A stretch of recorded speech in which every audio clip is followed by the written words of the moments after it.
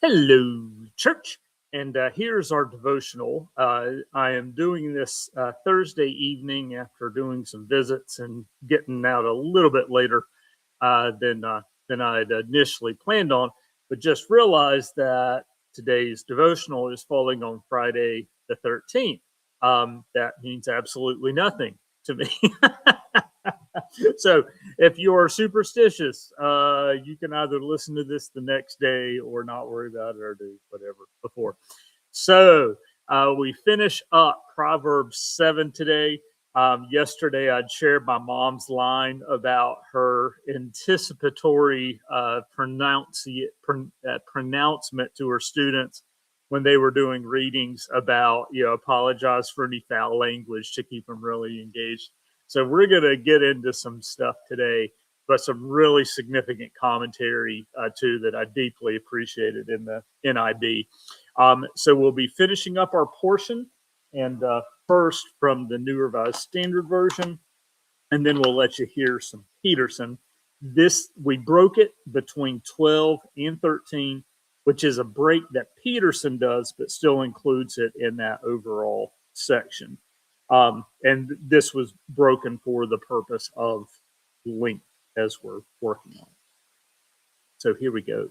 And just as a reminder or setup from yesterday, so we had the parent who is offering advice to their child, talking about looking out his window and seeing a senseless youth walking through the streets, and there is a woman on the corner calling out, and that is referred to as the seductress or the temptress.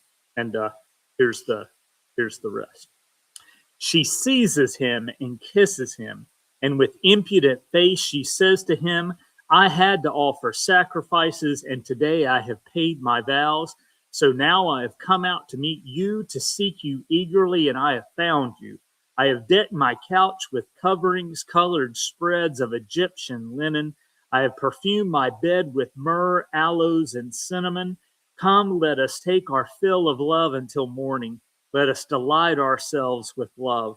For my husband is not at home. He has gone on a long journey. He took a bag of money with him. He will not come home until full moon. With much seductive speech, she persuades him. With her smooth talk, she compels him. Right away, he follows her and goes like an ox to the slaughter, or bounds like a stag toward the trap, until an arrow pierces its entrails. He is like a bird rushing into a snare, not knowing that it will cost him his life. And now, my children, listen to me and be attentive to the words of my mouth. Do not let your hearts turn aside to her ways. Do not stray into her paths, for many are those she has laid low, and numerous are her victims. Her house is the way to Sheol, going down to the chambers of death. This is the concluding part in his reflections on Proverbs 7. I had mentioned that reference to the character of the Femme Fatale. I've always enjoyed Sherlock Holmes movies, and so we have this character in Sir Arthur Conan Doyle's series called Irene Adler, who really serves as this female kind of foil to Holmes, and is one of those female characters that will get the best of Holmes from time to time. The chapter presents an ancient archetypal portrait of a femme fatale. However, Proverbs 7 does not try to make a general statement about women's sexuality. Any attempt to stereotype women based on this specific portrait is mistaken, for Proverbs also portrays the woman as wisdom and as a capable wife. And that comes up in Proverbs 31, which I mentioned in the commentary yesterday. The literal point of chapter 7 is that sexually volatile men must learn to master their desires and fantasies and not be overcome by them. For Proverbs, marriage is the relationship of commitment within which sexual freedom and delight are to be found. The metaphorical point of chapter 7 is that humans should avoid folly and seek wisdom instead.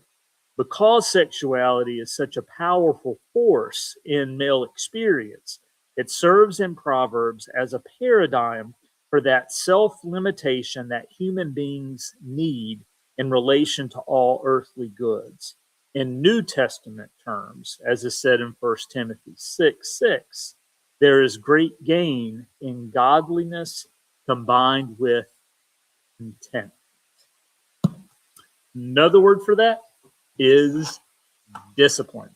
And that is, I was doing some other readings today, and that was a big part of the focus, either on disciplining the tongue as we try to encounter silence, or the other part was a book by Richard Foster called A Celebration of Discipline, looking at spiritual disciplines and just the reality of needing to establish those kind of defining marks and foundations for ourselves. Now, if the continued reading of our NRSV didn't feel particularly scandalous to you, here comes our grit and gritty Eugene Peterson from the Message. Here you have it. She threw her arms around him and kissed him, boldly took his arm and said, I've got all the makings for a feast. Today I made my offering, my vows are all paid, so now I've come to find you, hoping to catch sight of your face, and here you are. I've spread fresh, clean sheets on my bed, colorful imported linens. My bed is aromatic with spices and exotic fragrances. Come, let's make love all night, spend the night at ecstatic lovemaking. My husband's not home. He's away on business, and he won't be back for a month. Woo, Eugene Peterson. Okay. Soon she has him eating out of her hand, bewitched by her honeyed speech. Before you know it, he's trotting behind her like a calf led to the butcher shop, like a stag lured into ambush and then shot with an arrow, like a bird flying into a net, not knowing that its flying life is over. So, friends, listen to me. Take these words of mine most seriously. Don't fool around with a woman like that. Don't even stroll through her neighborhood. Countless victims come under her spell. She's the death of many a poor man. She runs a halfway house to hell, fits you out with a shroud and a coffin. The Message. All right, so that's it for Proverbs 7. We will be back with you for our opening portion of Proverbs 8 on Saturday, and we will see you later. Just a reminder that Sunday the 15th is actually our Transfiguration Sunday. We will be starting the season of Lent on Ash Wednesday, February 18th. I'll be preaching over at a service at New Gosh at noon, and then we'll be having our the traditional Ash Wednesday service here at Palm at 7 o'clock. That's it. We'll see you later. Have a great day. Bye-bye.